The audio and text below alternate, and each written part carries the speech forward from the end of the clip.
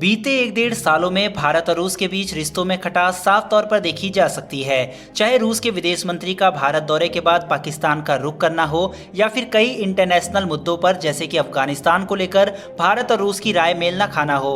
भारत और अमेरिका के बीच नजदीकियां जितनी बड़ी है उतनी ही शायद भारत और रूस के बीच दूरियां बढ़ गई है। सभी देशों ने अफगानिस्तान से अपने राजनयिकों को अपने देश वापस बुला लिया है, मगर अफगानिस्तान में अभी भी चीन, पाकिस्तान, रूस और ईरान की एम्बेसी खुली हुई है और यह इस बात का इशारा करती है कि कुछ तो इन चारों देशों के बीच पक रहा है और यह चारों ही देश अफगानिस्तान में तालिबान को मान्यता देने की राह पर चल पड़े हैं। मगर आज जिस विषय पर हम बात करने वाले हैं उसने यकीनन भारत की नींदें उड़ा दी हैं। दरअसल रूस और चीन के बीच बढ़ती जुगलबंदी ने भारत की चिंता को बढ़ा दिया है।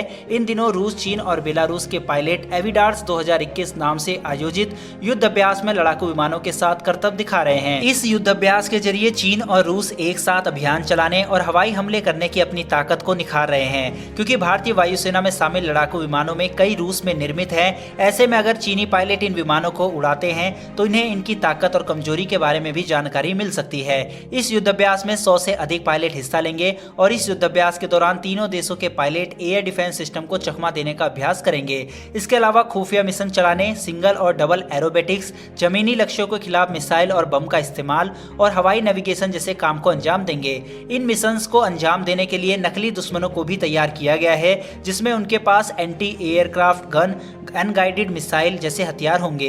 इस युद्धाभ्यास में रूस के साथ चीन के J-10 और J-16 लड़ाकू विमान, H-6 लंबी दूरी का बॉम्बर, Y-9 और Y-20 सैन्य परिवहन विमान भी शामिल होगा। इसके साथ ही इसमें बेलारूस की वायुसेना के Su-25 हमले के विमान, Mi-8 और Mi-24 हेलीकॉप्टर भी हिस्सा लेंगे। चीन का H-6 के विमान बेहद ही खतरनाक है। यह विमान परमाणु हमला करने में भी सक्षम है। इसमें तेजी से उड़ने वाले ड्रोन से लेकर एंटीशिप मिसाइलों को ले जाने के लिए बनाया गया है।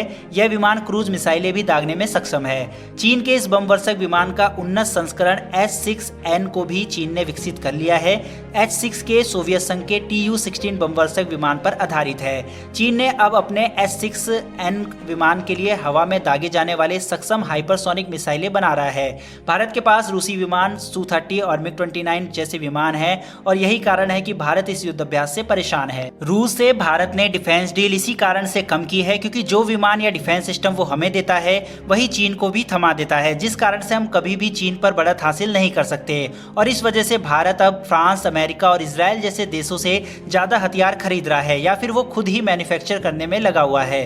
फिलहाल दोस्तों इस वीडियो में इतना ही, फिर मिलेंगे डिफेंस से जुड़ी एक और नई वीडियो के साथ। धन्यवाद, जय हिंद।